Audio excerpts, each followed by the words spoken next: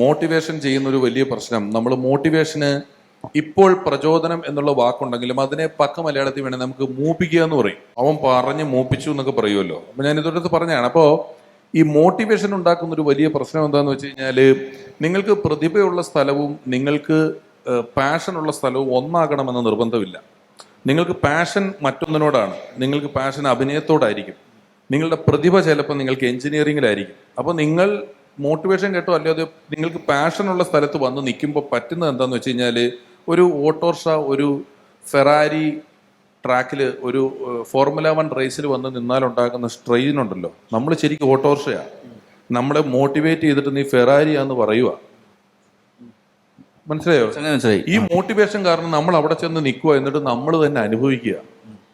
അപ്പൊ മോട്ടിവേഷൻ എല്ലായ്പ്പോഴും നമ്മൾ ഈ പറയുന്ന പോലെ ഈ ചിന്ത കൊണ്ടോ പുറത്തുനിന്നുള്ള ഇതുകൊണ്ടോ ചെയ്തെടുക്കുന്നത് നമുക്ക് വലിയ പാടാണ്. പക്ഷെ ഈ മറ്റൊരു സമൂഹത്തില് നമുക്ക് ഈ അറിവില്ലാത്തതുകൊണ്ടല്ലേ നമ്മുടെ ബ്രെയിൻ പുറത്തുനിന്ന് കൺട്രോൾ ചെയ്യാൻ പറ്റില്ലാത്ത അവസ്ഥയാണെങ്കിൽ, ഞാൻ പറഞ്ഞല്ലോ നമ്മൾ ഇത്തിരി നേരത്തെ ജനിക്കുന്നവരാണ്, നമ്മുടെ ബ്രെയിൻ മറ്റുള്ളവർക്ക് കൺട്രോൾ ചെയ്യാൻ പറ്റും.